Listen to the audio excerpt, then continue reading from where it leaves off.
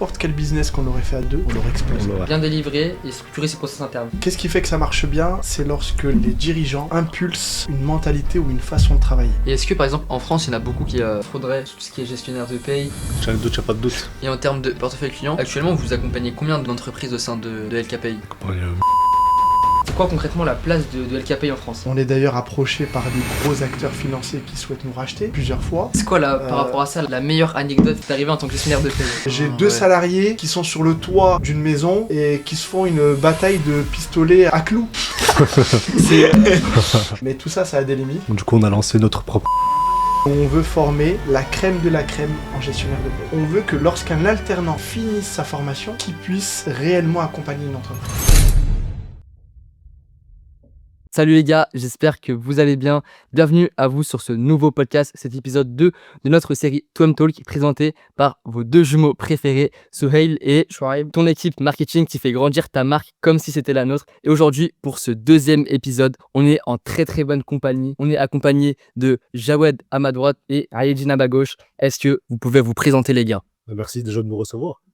Merci à vous. C'est un plaisir. C'est un honneur de... C'est le boss d'Ed, qui a fait un bel épisode, incroyable. Ça va être dur de mettre à la hauteur, là. Ne vous inquiétez pas, vous êtes entre de bonnes mains. C'est gentil. Alors, du coup, Ayedine Clay, 34 ans bientôt. Enchanté. Jean de Labrini, 35. Gérant de deux structures, LKPay et Mon Social. D'accord. Donc, deux cabinets d'externalisation de la paye. Okay. Ça les donc du coup dans la gestion de la paye au quotidien et la gestion du droit social. Quelle est la différence? Donc la paye, ça va concerner tout ce qui est putain de paye, déclaration sociale, optimisation, des leviers économiques, etc. Okay. Tout ce qui est partie sociale, ça sera tout ce qui concerne le salarié de son entrée à la sortie. Ok, super. Travail, retraite, mutuelle, disciplinaire, voilà, solde de tout compte, etc. Grosso modo. Voilà. Magnifique, très belle présentation. Moi, du coup, il y a une question que j'aime bien poser en tout début. C'est vraiment de nous expliquer comment tout a commencé. Comment, je pense que c'est dû à potentiellement un parcours scolaire, mais comment tout a commencé dans le domaine de la paye et du social. Ouais, alors, ça a commencé au lycée. À la base, on ne se destinait pas forcément à faire de la paye. Hein. On était plus dans une voie d'expertise comptable. Après, quand on a vu que ça faisait 8 ans d'études derrière, c'était un peu long. Hein. On a cherché une branche parallèle. Là, on a commencé, déjà avec Jawad, on a commencé vraiment à se fréquenter au lycée. C'était au lycée. Hein. Ok, c'est-à-dire que ça fait pas mal de temps que vous connaissez. Oui, bon, on se connaît, nous on vient de Corse, donc tout le monde se connaît. Hein. L'Ajaccio, on se connaît. Après, voilà, on a été ensemble en classe au lycée, on a fait un parcours comptable. Donc, P-Compta, Bac Pro Compta, BTS Compta ensuite. Donc, c'est durant tout ce parcours-là qu'on a su quasiment dès le début qu'on avait monté quelque chose. Hein. C'est suite à nos stages en milieu professionnel, etc. Voilà, on s'est dit, il faut qu'on fasse ça nous aussi. On a découvert la paye en BTS et c'est une branche qui nous a plu. C'est une branche qui nous a plu parce que c'était un métier qui changeait énormément, qui évoluait énormément. Donc nous, c'est cette partie-là surtout qui nous a plu. Voilà, la compta, on trouvait ça assez redondant. Bon, ça a changé maintenant, le métier est en train de changer. Voilà, les déclarations de TVA, les rapprochements bancaires, bon, c'est ça qui m'a dégoûté, pour ceux qui connaissent. Donc, on s'est dit, la paye, c'était une belle matière qu'on a découvert et sur laquelle on a décidé vraiment de s'engager, de se spécialiser. Voilà, je ne sais pas si j'ai oublié quelque chose, Jawad. On a fait un beau parcours ensemble, puisqu'on a fait tout le lycée qui était en 4 ans, on a fait 2 ans de BTS ensemble, et par la suite, on a fait une licence. Mais il y avait quand même quelque chose entre Ayedine et moi, c'est qu'on se challengeait sur tout. Tout le temps. Et c'était une guerre, mais bonne guerre. Et on voulait toujours être meilleur, on voulait toujours faire quelque chose de nouveau, on voulait toujours... on se challengeait entre nous pour savoir tout, le premier, si possible être le premier dans les résultats, dans les objectifs. Donc en fait, je pense que parce que c'est un profil d'entrepreneur, hein, de se bien sûr, de toujours vouloir se dépasser. Donc le meilleur. On a réussi à garder ce rythme de challenge depuis le lycée jusqu'à aujourd'hui. C'est un challenge qui était assez poussé, hein. C'est-à-dire qu'on comparait tout. Hein. S'il avait un 13,05 que j'avais 13, j'étais au bout de ma vie. Même dans vos moyennes? Ah ouais, dans tout. De toute façon, où il était premier, où j'étais premier, où il était deuxième, où j'étais deuxième. On va pas dire qu'il était le premier, qu'il était le deuxième. le plus souvent pour pas créer de problématiques. Mais ouais, non, c'était vraiment pour se challenger au max.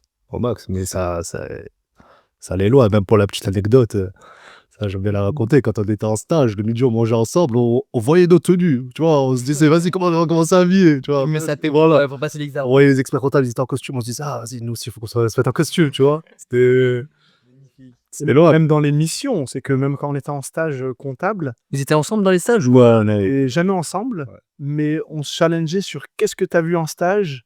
Et genre, s'il avait vu quelque chose et que moi, je l'avais pas vu. Ouais, quelle plus Et, d'expérience. Exactement. Donc, on s'est toujours tiré vers le haut. Donc, cet esprit de challenge, il a vraiment tiré vers le haut pendant toute la scolarité, enfin, du lycée jusqu'à la licence. Mhm. Après, on a suivi des trajectoires. On est resté proches, mais on a suivi des trajectoires un peu différentes, puisque moi, j'ai rejoint un cabinet. Lui, il a rejoint une entreprise, un éditeur de logiciels, un cabinet. Donc, on avait un parcours professionnel différent, tout en étant connectés, et ça nous a permis de se compléter, lui et moi.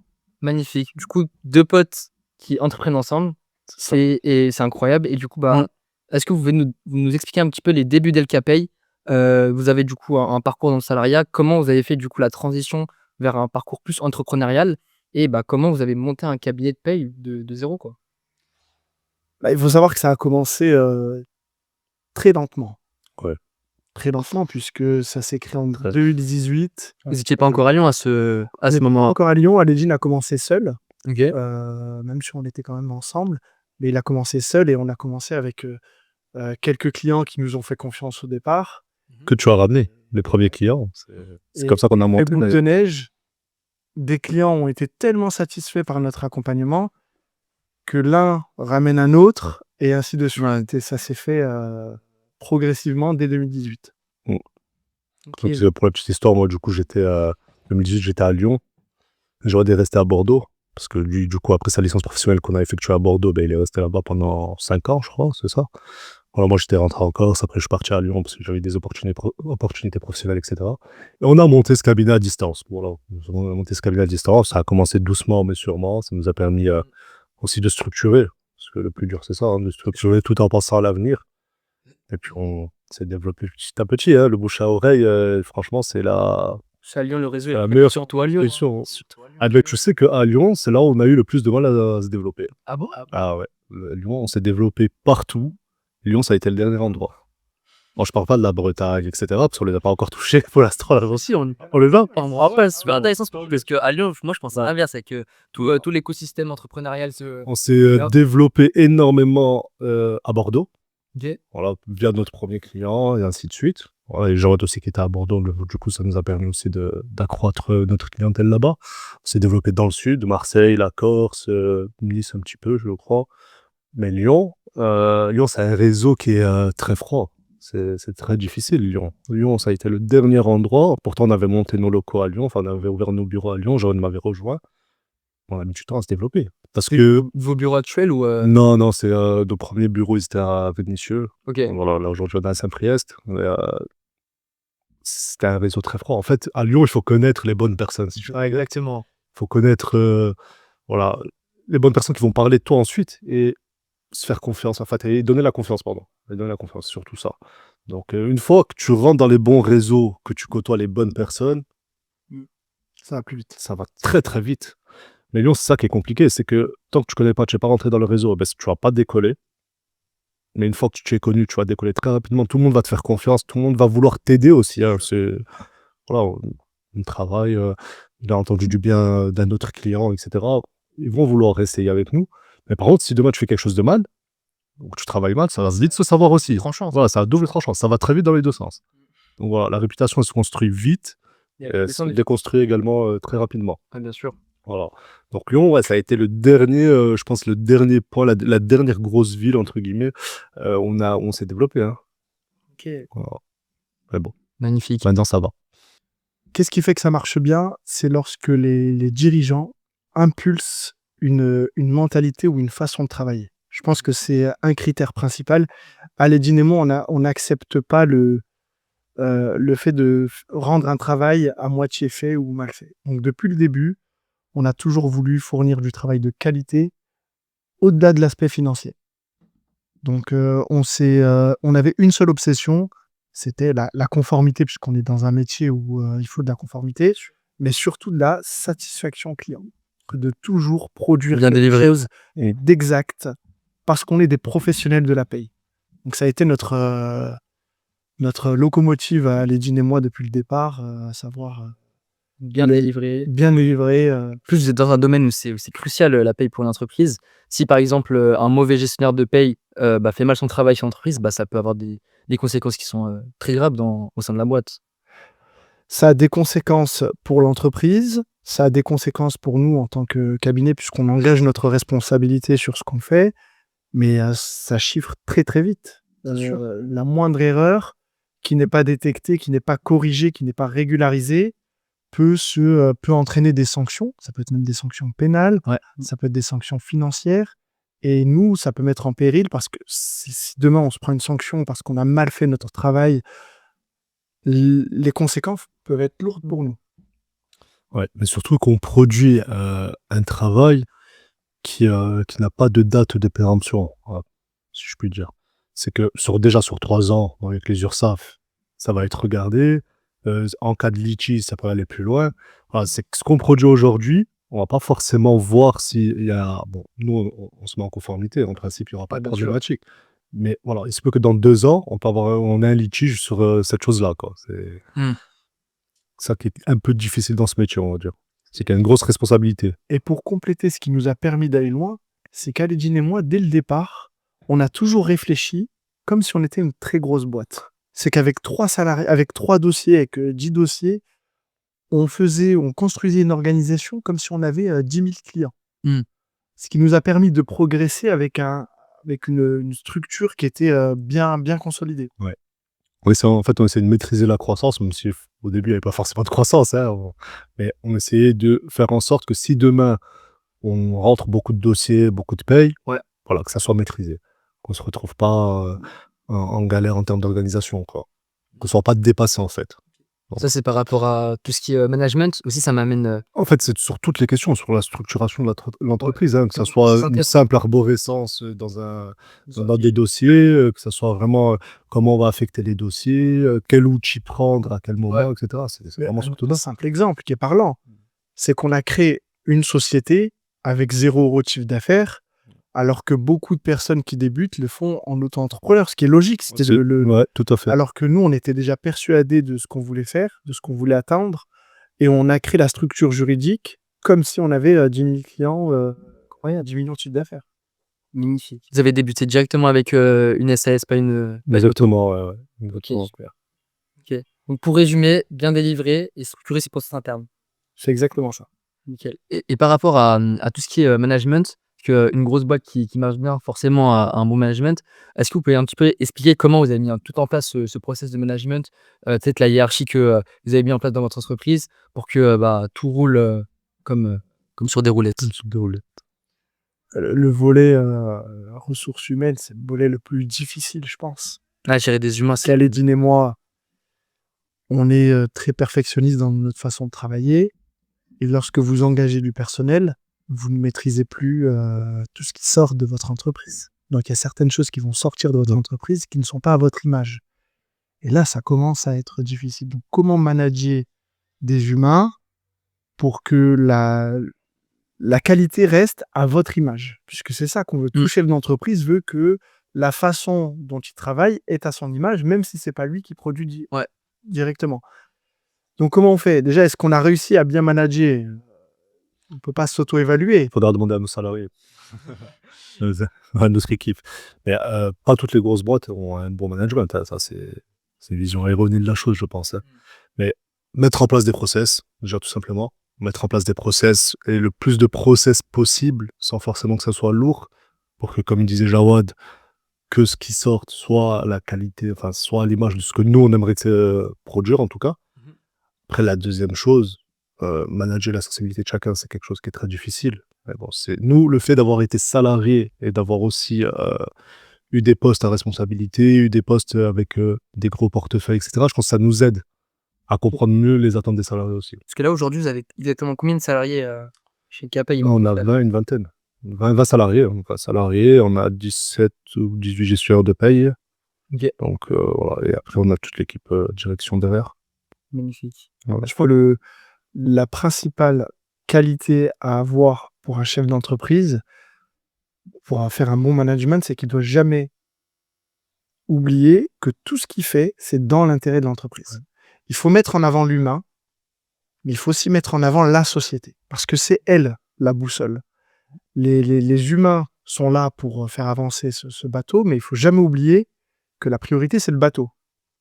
Sans le bateau, il n'y a plus les humains.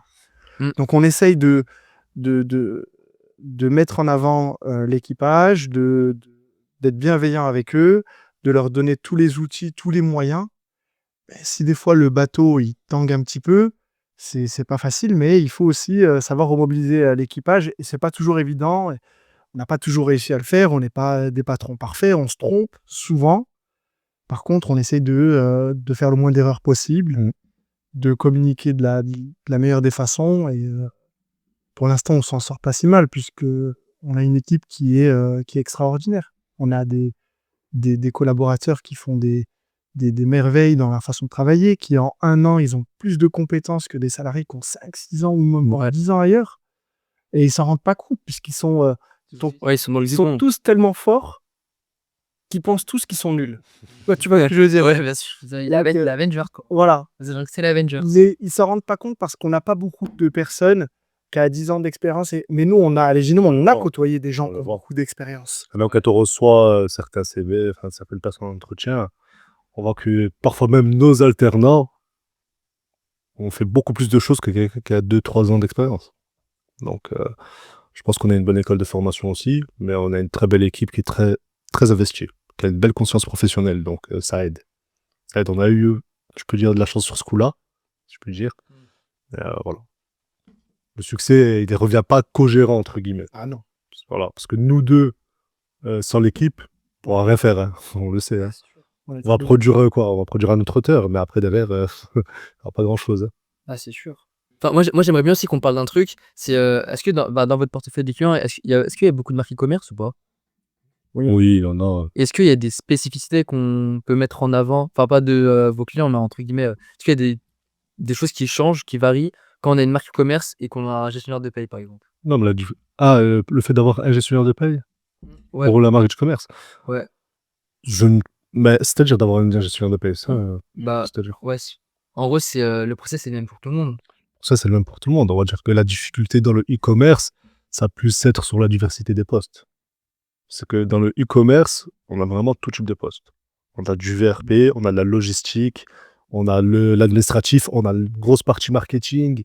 Voilà, il y a vraiment tout type de postes. Donc c'est bien, ça nous permet de toucher un petit peu, je dirais, à tous les types d'emplois. Ouais. Et voilà, c'est juste ça un peu dans le e-commerce qui est un peu subtil, on va dire. À petite échelle, en fait, hein, même pour des petites sociétés, une petite société va se retrouver à avoir quelqu'un en logistique, quelqu'un en marketing, elle va toucher directement à tous les services. Ok. Voilà. Bah, magnifique, Aïdine. Je pense que, comme tu as dit, les bonnes personnes attirent les bonnes personnes. Je pense que c'est pour ça que vous avez des personnes exceptionnelles dans votre équipe. Et ça m'amène aussi à une petite question. Jawad, pour vous, dans votre cabinet, quelles seraient les difficultés, les plus grandes difficultés que vous rencontriez au quotidien? C'est le côté licenciement, je pense, rupture de période d'essai, rupture de contrat, sanctions disciplinaires. Je ne sais pas ce que tu en penses, toi, Aledine. Ouais. Aujourd'hui, on est forgé, Aledine et moi, puisque des fois, on dit qu'on n'a pas de cœur, lui et moi, mais c'est le volet, je pense, le plus difficile. C'est gérer de l'humain. Et au début, les gestionnaires de paye qui sont débutants, ils ne comprennent pas. Typiquement, nous, quand un client il embauche un salarié, il a une période d'essai. Si au bout de 3 semaines, il nous dit j'ai des doutes sur cette personne, qu'est-ce qu'on lui dit, Aledine? Quand tu as un doute, tu n'as pas de doute. Arrête. Non, honnêtement. Hein. Arrête. En fait, il faut enlever tout ce côté d'empathie et bien comprendre qu'aujourd'hui, bon, c'est souvent mal vu de le dire, hein. Nous, on est côté employeur, on est là pour protéger les employeurs. Voilà. Donc, s'il y a moyen d'arrêter en toute conformité, en toute légalité, faut le faire. Faut le faire. Et on va pas se mettre dans des problématiques avec des salariés quand il y a des doutes dès le début ça se passe mal. Bien sûr. Pour faire plaisir aux salariés, pour entre guillemets lui accorder une situation ou autre. Non. Aujourd'hui, faut passer à l'étape suivante. Ouais. Donc, on accompagne des chefs d'entreprise en leur livrant un plan d'action pour virer des salariés. Je suis père de famille, je suis humain, mais je suis là Ouais. pour accompagner des chefs d'entreprise et on essaye de pas les juger. Et je pense qu'on est tellement forgé aujourd'hui que moi, quand un chef d'entreprise il m'appelle, je veux virer un gars, moi ça me surprend pas du tout. Ouais. J'écoute c'est ce qu'il totalement a à me dire normal. et j'essaie de Ah voir oui. si notre dossier il est complet pour pouvoir le faire. Mais à aucun moment je fais culpabiliser le chef d'entreprise qui a cette intention. Voilà, ça peut paraître des fois pro-employeur ou inhumain, et je pense que c'est la partie la plus difficile. J'ai une petite question aussi, c'est comment vous, en tant que gestionnaire de paye, vous assurez la croissance des boîtes que vous accompagnez et puisque vous avez un rôle clé et un rôle vraiment primordial, comment vous sécurisez entre guillemets la croissance des boîtes que vous accompagnez? Voilà, mais tu as tout dit. Nous, on n'assure pas la croissance des boîtes qu'on accompagne, hein. On pourra jamais être à la place du chef d'entreprise et de son plan d'action pour faire croître son entreprise. Nous, on assure la conformité, la sécurité de la boîte qu'on accompagne. C'est différent. Voilà. Après, à travers des petits leviers économiques, si je puis dire, on va essayer de faire des économies de charge ou autre, mais on ne pourra pas, nous, demain, faire x2 sur le salaire d'une boîte. Ça, c'est pas possible. Non, Mais on va assurer- dire, c'est sur sa croissance. Le client qui a une forte croissance, comment on l'accompagne dans cette croissance?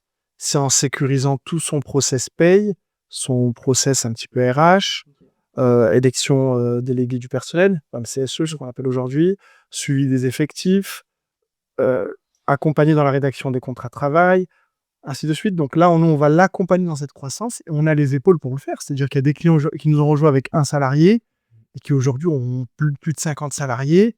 Ils n'ont pas senti qu'on n'était pas à la hauteur quand ils avaient 40 ou 50 salariés. Ok. Donc c'est d'avoir un partenaire fiable du premier salarié peut-être au 100e ou au 200e. Aller chercher le plus possible.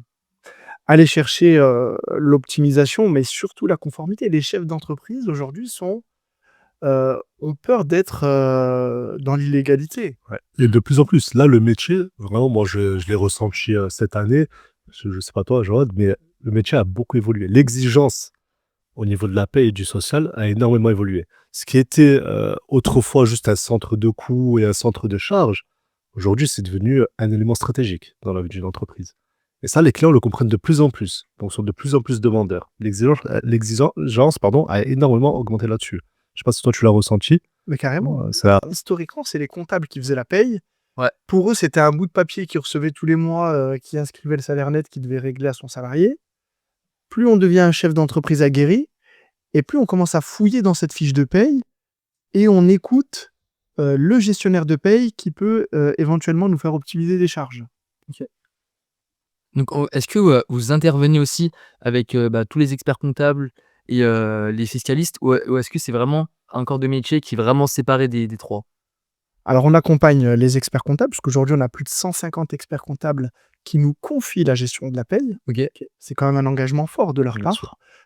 Et on a aussi des avocats en droit du travail, en contentieux, qui nous sollicitent pour chiffrer ce qu'ils ont, eux, en litige avec des salariés. Et typiquement, demain, tu as des problèmes avec ta fiche de paye, tu vas aller voir un avocat en droit social, tu vas lui faire part de ton problème.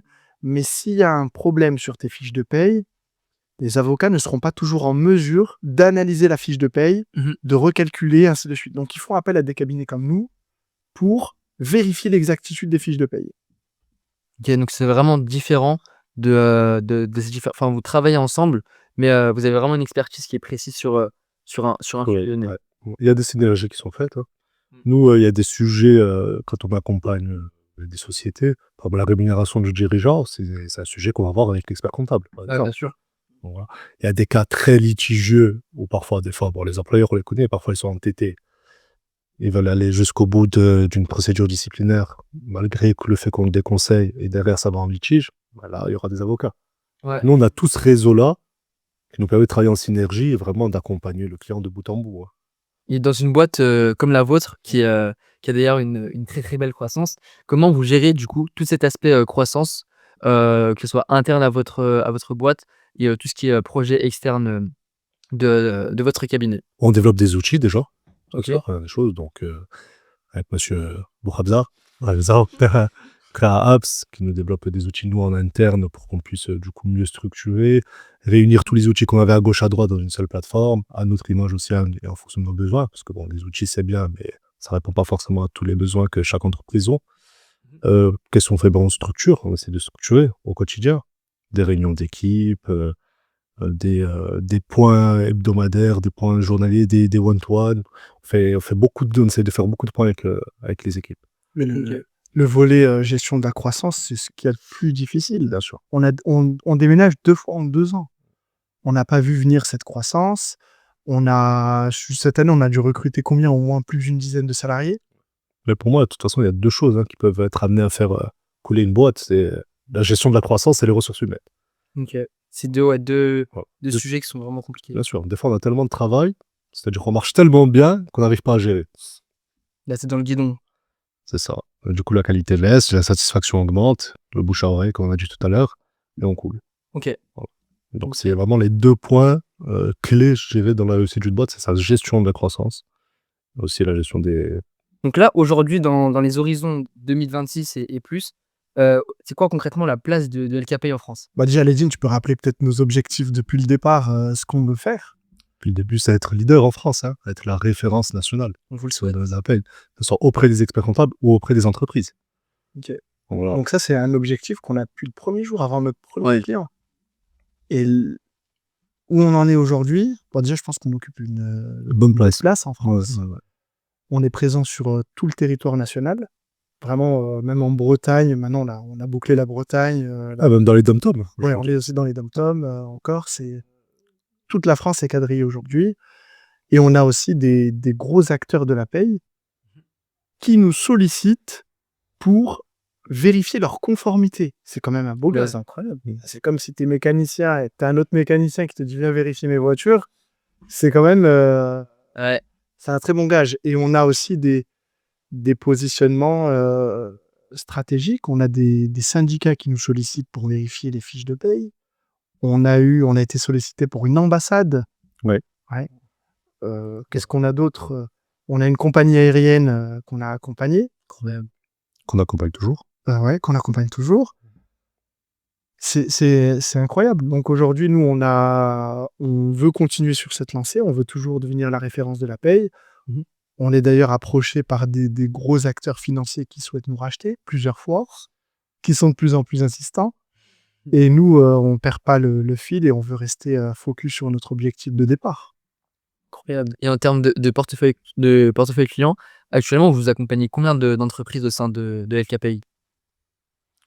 Il y a 1400 sociétés. 1400 sociétés. En 2025, en 2026, on n'a pas encore...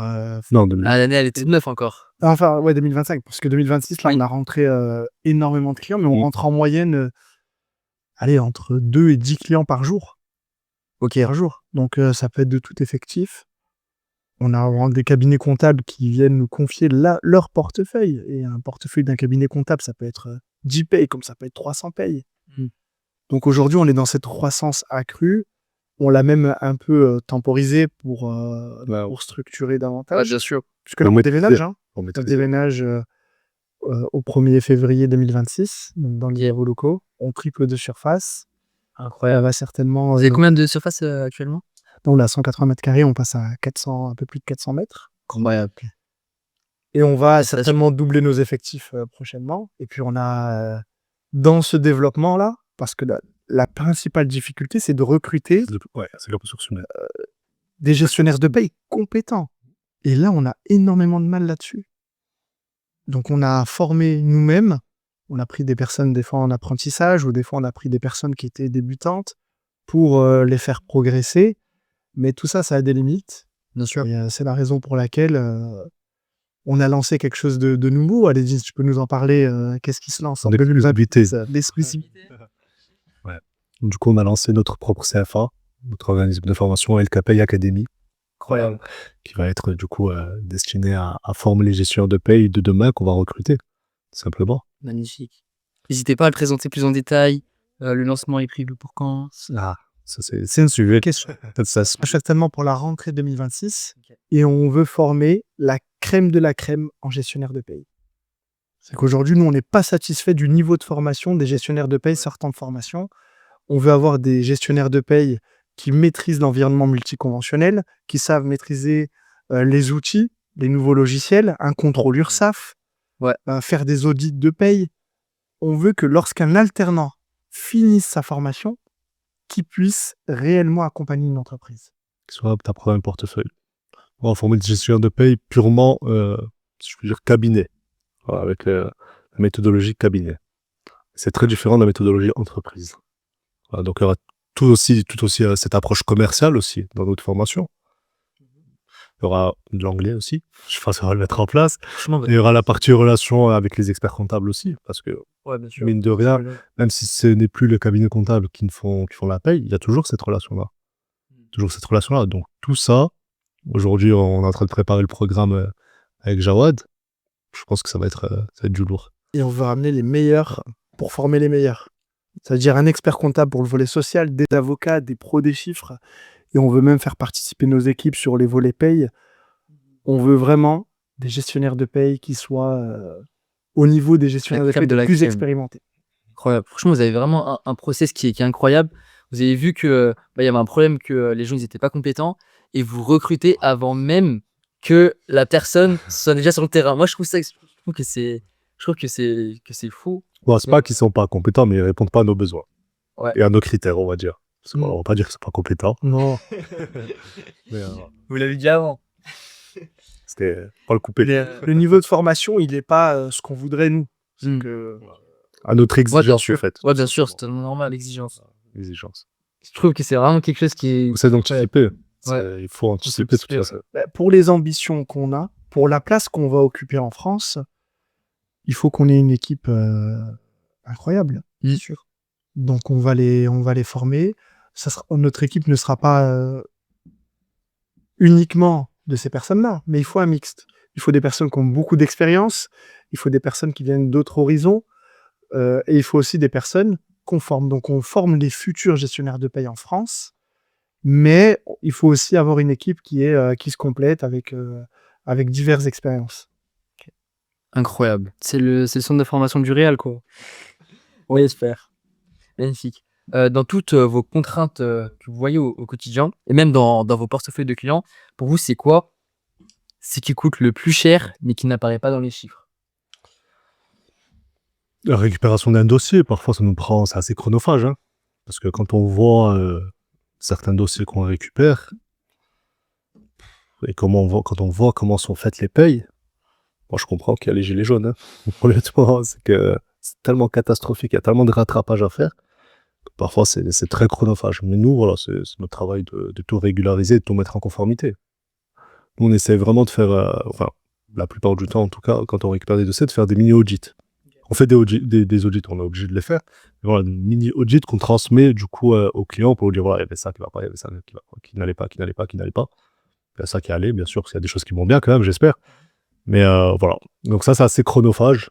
C'est vrai. Mais ça montre aussi notre expertise. D'accord. Et est-ce que, par exemple, en France, il y en a beaucoup qui par exemple, frauderaient sur tout ce qui est gestionnaire de paye et qui useraient un petit peu du système pour arriver à leur fin? Qui frauderait? Ouais. C'est un grand sujet, bien sûr. Bien sûr.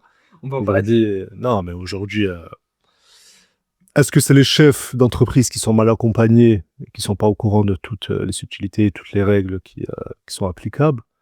Ou est-ce que c'est le gestionnaire de paye qui n'y connaît rien? Ça, c'est deux sujets. Ouais. Déjà, il faut voir qui a conscience de ce risque-là. Et la fraude aujourd'hui, est-ce que c'est de la fraude? Voilà. C'est pour ça, est-ce qu'on va définir ça comme de la fraude ou seulement comme un manque de connaissance? Mais là, j'ai eu le cas il n'y a pas très longtemps où j'ai reçu un prospect qui nous connaissait, qui avait entendu un peu parler d'Elcapay. Il disait, ouais, je viens chez vous pour optimiser un petit peu mes coûts, pour qu'on revoie un petit peu le dossier. Quand j'ai regardé l'état du dossier, je lui ai dit, écoute, si tu viens chez moi, tu vas payer 3 fois plus de charges. Tu vas pas gagner de l'argent, tu vas payer 3 fois plus de charges. Parce qu'il n'y a rien qui va. Il n'y a rien qui est en conformité. Donc, certes, tu vas payer un peu plus. Moi, je ne vais pas t'offrir du coup de l'argent. Là, je ne vais pas t'offrir des économies, mais je vais t'offrir un meilleur sommeil. Tu vas mieux dormir par contre. Meilleure sécurité. Meilleure sécurité, ouais, tout à fait. Donc, Bon, lui, à la rigueur, il en avait conscience. Donc, il savait qu'il prenait le risque. Mais Ouais. voilà, pour moi, ça sert à rien. Il y a des risques que tu peux prendre, entre guillemets, mais Ouais, bien sûr. dormir tranquille, il n'y a pas mieux. On a des employeurs qui sont mal intentionnés. On en a. Mais notre cabinet n'est pas aligné avec cette mentalité, puisque nous, on n'encourage pas les chefs d'entreprise à frauder, surtout pas. Au contraire, je pense que on va à l'encontre de ces employeurs qui sont mal intentionnés. D'ailleurs, je pense qu'ils voient tout de suite, quand on fait un premier rendez-vous, qu'ils voient qu'on n'est pas aligné sur ces intentions-là. Ouais. Donc, il y a des chefs d'entreprise qui fraudent, certainement. Il y a des choses dont on n'a pas connaissance. Peut-être qu'il y a des chefs d'entreprise qui ont des salariés qu'on ne voit pas. Oui. S'il fait travailler un salarié ou une personne qui n'est pas déclarée, nous, de notre côté, on ne peut pas le voir. Par contre, dès lors qu'on a information, dès qu'on a une information, notre rôle, ce sera toujours de sécuriser l'entreprise. Puisque demain, elle a un contrôle URSSAF, inspection du travail ou autre, on est responsable de ce qu'on produit. Donc là où on a mal accompagné notre client, C'est sur c'est un risque. Ah oui. Et si on l'a aidé dans ce qu'il a fait, on devient complice. Engagé. Donc c'est pas en phase avec nos ambitions et avec notre image de livrer quelque chose de parfait dans notre Ouais, bien quotidien. sûr. Donc oui, il y a des chefs d'entreprise mal intentionnés, il y a des chefs d'entreprise qui fraudent, certainement. On voit pas tout de notre côté. Par contre, là où on essaye de voir, on essaie de sensibiliser les clients, les accompagner, les sécuriser, de les rappeler à l'ordre continuellement. Ouais, bien sûr. Et dans votre boîte, est-ce que vous pouvez nous expliquer un petit peu tout le process d'onboarding un client qui voudrait être accompagné par vous pour la gestion de paye, comment ça se passe concrètement? Ah, c'est une belle question. On a 2 types d'employeurs. On a l'employeur qui embauche son premier salarié Ok. et on a celui qui a déjà des salariés et qui est accompagné par un autre cabinet. Donc pour le premier, c'est le plus difficile. C'est un chef d'entreprise ou une chef d'entreprise qui va embaucher son premier salarié. Elle n'a peut-être pas toutes les clés pour savoir encadrer un salarié, les obligations. Donc là, on va le guider dans cette première embauche. On va faire sa déclaration d'embauche, on va faire son contrat de travail, on va lui fournir un guide qui l'accompagnera et afin de la faciliter. Mais surtout, on reste à ses côtés pour répondre à ses questions et à toutes ses interrogations. Ma salariée s'est fait mal aujourd'hui, qu'est-ce que je dois faire? Ma salariée est malade, qu'est-ce que je peux faire? Donc là, l'accompagnement du chef d'entreprise qui embauche son premier salarié est différent de celui qui a déjà des salariés. Donc celui qui a déjà des salariés, on va se rapprocher de l'ancien cabinet qui faisait les payes, on va lui demander tous les éléments du dossier afin de poursuivre la mission sociale. Une fois qu'on a tous les éléments, on va analyser sa façon de travailler, sa convention collective, son dossier, ses usages. Et une fois qu'on a fait une analyse du dossier, on est prêt à produire les bulletins derrière, après avoir fait un rendez-vous avec le client, ainsi de suite. Mais il y a autant d'accompagnement qu'il y a de chefs d'entreprise. Il y a des chefs d'entreprise qui sont totalement déconnectés de la gestion sociale. Il y a des chefs d'entreprise qui sont très près de ce volet-là. Il y a des entreprises qui ont des RH, qui ont des services financiers et qui sont un peu détachés. Ouais, c'est ça. Donc ça dépend de la taille de l'entreprise. Je pense que dans la face cachée d'une boîte qui marche bien, c'est aussi des patrons qui se délaissent de la partie opérationnelle. Comment vous avez fait pour délaisser toute la partie opérationnelle, vite passer dans la stratégie? C'est un vrai sujet, ça. C'est un vrai sujet. On va pas complètement la déléguer, ça, c'est pas possible. Surtout dans notre métier, on est obligé de faire des contrôles. Bon, déjà, de faire des contrôles, c'est la première des choses. Et moi, j'ai pour affection de produire quand même un minima pour garder la main. Si je Ah, puis vous dire. êtes toujours dans l'opérationnel, vous deux? Non, il y a opérationnel et opérationnel. Tu seras obligé, pour moi, de rester un minima dans la production. Je ne vais pas produire autant que gestionnaire de paye, mais garder la main quand même sur certains dossiers. Mais déjà, tout d'abord, poursuivre l'actualité sociale et le quotidien de gestionnaire de paye classique aussi. Ouais. Voilà. Donc, tu dois déléguer. Pour ça, il faut recruter. Déjà, c'est la première des choses. Et nous, on va dire que Jawadement, on est là pour faire absorption de la croissance, faire tampon en attendant de recruter, déléguer les dossiers, tout simplement. D'accord, ok. Après, on doit être sur tous les feux. Hein. C'est dur. C'est qu'en tant que chef d'entreprise, nous, on a toutes les casquettes, que ce soit le service client, le service après-vente, entre guillemets, le service RH. Voilà, en tant que chef d'entreprise, on a toutes les casquettes. Mais on sera autant dans l'opérationnel que dans la gestion. Pour des chefs d'entreprise comme nous, qui avons une expertise poussée, ça serait dommage de gaspiller du temps dans d'autres missions que celles dans laquelle on est expert. Ouais. Le bon choix qu'on a fait avec Aledin, c'est d'avoir un service administratif et financier qui s'occupe de toute la paperasse, même du volet un petit peu commercial, financier.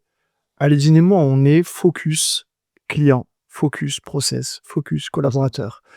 Et on produit toujours, on est auprès de nos équipes au quotidien. Par contre, Aledin et moi, on fait plus tout ce qui est administratif, on n'y touche plus. L'onboarding de certains clients, toute la partie administrative, on ne le fait pas.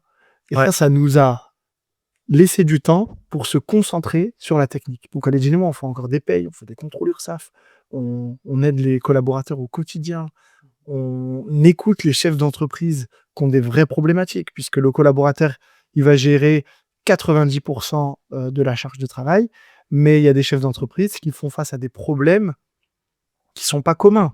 Et ils ont besoin d'avoir une épaule sur laquelle s'appuyer, avec quelqu'un qui a beaucoup d'expérience, et Aledin et moi, on répond à ces critères. Ok. Et c'est quoi la problématique numéro 1 que vous revoyez le plus souvent chez vos clients? Ils n'ont pas forcément conscience des coûts, parfois liés à une embauche. Et une embauche, surtout pour, moi je parle surtout de ceux qui recrutent leurs premiers salariés. Par exemple, les alternants. Les alternants, on pense souvent que c'est gratuit. Ouais, il y en a beaucoup qui pensent avec les OPCO et tout que... Exactement, qu'on embauche notre salarié, que voilà, l'ASP va fournir une aide tous les mois qui va venir combler le salaire. Mais non, il n'y a pas que ça. Il y a juste le former, le coût de le former, ça prend Déjà, du temps. le former, exactement. Ça, c'est très pertinent ce que tu dis, parce que ça, les gens, ils n'en ont pas besoin. Le coût, quand il est à l'école aussi, quand il est en formation, ça a un C'est coût de la aussi. tête. Il n'est pas présent. Donc, parfois, on se retrouve à payer un temps plein pour... on se retrouve à payer un temps plein pour 2 semaines de présence. Ça a un coût aussi. Le coût de tout ce qui est annexe, que ce soit la prévoyance, la mutuelle, la médecine du travail, le transport, etc. Tout ça, les chefs d'entreprise n'ont pas forcément conscience de tout ça. Et ils sont assez vite surpris. Enfin, ils sont très surpris d'ailleurs. Et on a souvent la même phrase. Ouais. Moi, je pensais que c'était gratuit en attendant. Ah, c'est pas gratuit. Il n'y a rien qui est gratuit. Bon, on a aussi des problématiques diverses et variées. Hein. C'est que, Aledin et moi, on entend des histoires qui sont inédites continuellement. De salariés qui se battent. C'est quoi, par rapport à ça, la meilleure anecdote, enfin la plus drôle ou croustillante qui t'est arrivée en tant que gestionnaire de paye? Oh, il y en a tellement. Franchement, il y en a tellement entre celui qui veut virer la secrétaire parce que sa femme est jalouse, que les bagarres, mais il y a tellement d'histoires au quotidien. On pourrait écrire un livre là-dessus. Ah, on pourrait écrire un livre. Avec les meilleurs, il faudrait qu'on le fasse. On va faire les meilleures anecdotes. Mais... non, on a plein, mais tellement qu'on en a, je pense qu'on en oublie trop tard. Mais en revenant aux problématiques, je t'en donne 2 ou 3, mais j'ai un client qui, il y avait tellement de neige devant sa pharmacie qu'il pouvait pas rentrer dans son officine. Donc, comment il rentre avec il a des salariés, qu'est-ce qu'il fait de ces salariés vu qu'ils peuvent pas rentrer dans l'officine? J'ai 2 salariés qui sont sur le toit d'une maison et qui se font une bataille de pistolets à clous. C'est des histoires invraisemblables. Et donc ça gênait. Et ils sont une bataille de pistolets à clous et il y en a un qui tombe. La faute à qui? Donc voilà, ça fait rire, mais après, bien sûr, ça doit être là, niveau assurance, ça doit être... Là, très récemment... Non, mais il est couvert, parce que le pire, c'est s'il n'est pas couvert. Les salariés qui se bagarrent, les tromperies. On a aussi, là récemment, j'avais un salarié qui voulait pas venir travailler parce que son chat était malade. Ah oui, bon, c'est là. Ouais. Et ensuite, l'employeur lui a quand même demandé de venir parce qu'il je te raconte l'anecdote. Elle est croustillante. Le salarié appelle son chef d'entreprise ou son manager le matin. Il est 11h, il l'appelle, il lui dit aujourd'hui, je pourrais pas faire mon service du soir, mon chat il est malade. Bon, le manager il dit ok, je comprends que ton chat soit malade. Il y a un cabinet de vétérinaire en face du restaurant. Ben, ramène-le maintenant à ton cabinet de vétérinaire et tu pourras prendre ton service ce soir à 18h. Ok, le mec il vient à 18h, il bosse, il finit son service à minuit et le soir en rentrant, son chat il est mort. Ah non. Il l'avait pas ramené chez le vétérinaire. Et là du coup, Et là du coup, il veut attaquer l'entreprise puisqu'il estime que son entreprise l'a empêché de prendre soin de son chat. et qui remet la faute sur l'entreprise. Ouais. Voilà. Donc nous, gestionnaires de paye, on a ce genre d'histoire qui remonte jusqu'à nous. Ouais. C'est incroyable. Trop drôle. Non, c'est triste. Non, mais c'est triste. J'ai eu la même réaction quand tu me l'as raconté. C'est Le pauvre. c'est farfelu. C'est farfelu. Ok. Là, on a parlé un petit peu du coup vraiment de votre réussite entrepreneuriale. Et si du coup on prend un petit peu de recul, très belle année 2025, de belles projections pour l'avenir. Et vous, qu'est-ce que vous direz aux Jawed du lycée et du Al-Edine du lycée sur cet aspect-là? Ah bah, on l'a fait. Tout simplement, on l'a fait. Tu vois, Oui, on a... Est-ce que tu te dirais à toi-même, si toi-même tu Par exemple, prends le Al-Edine Dans de les phases de doute, dans les phases de Ah, istihar. moi je doute pas beaucoup, c'est ça le problème. Non, bah écoute, je leur dis qu'on a fait les bons choix, tout simplement. Ok. On a fait les bons choix, que faut pas douter. Nous, c'est vrai qu'on a hésité entre l'expertise comptable, la paye, parfois même la fiscalité, on a discuté avec Jarod, donc finalement, on s'est mis dans une branche qui est porteuse, donc on a fait le bon choix, qu'il fallait, voilà, que ça va être dur, parce que monter une structure, une entreprise, une société, c'est très, très, très difficile. On va croire que c'est aussi simple que ça, et qu'il faut s'accrocher, simplement. Je pense que c'est pas pour être prétentieux, mais n'importe quel business qu'on aurait fait à deux, on l'aurait explosé. Pas pour souci. On se met un peu la prétention aussi. Par contre, ouais, ce que j'aurais dit, t'inquiète, les costumes, tu vas pas en mettre. Je vais arrêter d'en mettre. Incroyable. Je pense que là, on arrive un peu à la fin de ce podcast. Je voulais vraiment vous remercier C'est à toi. pour votre venue aujourd'hui. Et aujourd'hui, on est en mode 2v2. Et c'était un réel plaisir de vous avoir. Où est-ce qu'on peut vous retrouver? Alors, où est-ce qu'on peut nous retrouver? Où est-ce qu'on peut nous connaître? On est sur LinkedIn, sur notre site internet LKPay. Et puis, tout le monde est le bienvenu pour venir nous rencontrer à Saint-Priest, Ou venir boire un café. venir boire un café. Et on est accessible à tout le monde. Et au contraire, moi, je pense que plus on rencontre des chefs d'entreprise et plus on rencontre même des personnes, et plus on s'enrichit. Et les dîners, on veut s'enrichir. Incroyable. N'hésitez pas, du coup, bientôt LKPay Academy. Restez branchés, ça va arriver fort. Merci les gars d'être venus aujourd'hui parmi nous. Et si vous êtes une marque e-commerce et vous cherchez un réel binôme de croissance qui fait grandir ta marque comme si c'était la nôtre, je te laisse juste cliquer en description pour prendre un petit appel avec nous et on en parle ensemble.